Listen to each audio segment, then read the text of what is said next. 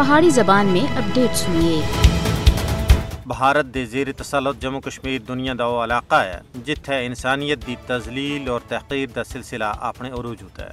بھارتی غاصب فوج سن آزادی پسند عوام دا جینا حرام کر رکھا ہے۔ ایک پاسے پہلا ہی 5 اگست 2019 تھی بعد لا تعداد بے گناہ لوکاں کو گرفتار کر کے بھارت دے زندان خانے وچ پابند سلاسل کیتا دا ہے، دوے پاسے ہن نویں گرفتاریاں دا ایک نہ ختم ہونے والا سلسلہ بدستور جاری ہے۔ کل جماعتی حریت کانفرنس دی وائس چیئرمین غلام احمد گلزار سمیت کئی رہنماواں اور کارکناں دی گرفتاریاں بھارت دی طرفوں سیاسی انتقام گیری دا ایک حصہ ہے تاکہ کشمیری عوام اپنے حقیقی قیادت تھی محروم ہو جلن اور بھارت اپنے مضموم مقاصد دی تکمیل آسانی دے نال کر رکھے۔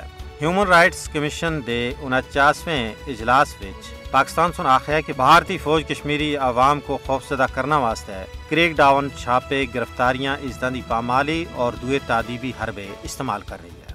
نہ صرف قائدین حریت، اساتذہ کرام اور عام آزادی پسند کارکناں بلکہ صحافیوں کو بھی نہیں بخشیا جا رہا۔ صحافیوں دے خلاف سچ لکھنا اور سچ بولنا دی پاداش پہ جھوٹے کیس بنائے جلدے ہیں۔ اساتذہ اور ملازمین کو مشکوک نظرہ دے نال دیکھا جا رہا ہے۔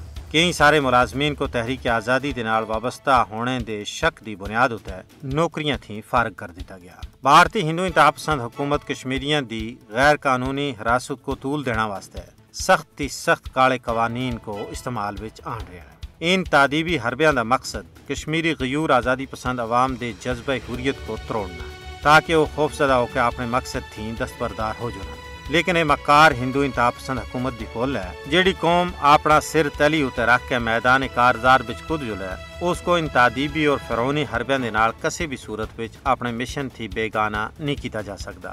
یہی وجہ ہے کہ کشمیری عوام ہر صبح و شام اس عزم دا اعادہ کر رہے ہیں کہ حصول مقصد تک مقدس جد و جہد جاری و ساری رہسی۔